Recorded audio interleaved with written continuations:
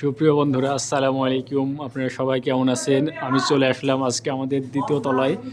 দ্বিতীয় তলায় নাইটে কাজ চলছে, গাঁথনির কাজ। আপনারা দেখছেন এই যে উপরে গাঁথনির কাজ চালাচ্ছে, মিস্ত্রিরা আছে সব। এই যে কারেন্টের বাল্ব দিয়ে এখানে গাঁথনি করা হচ্ছে আজকে।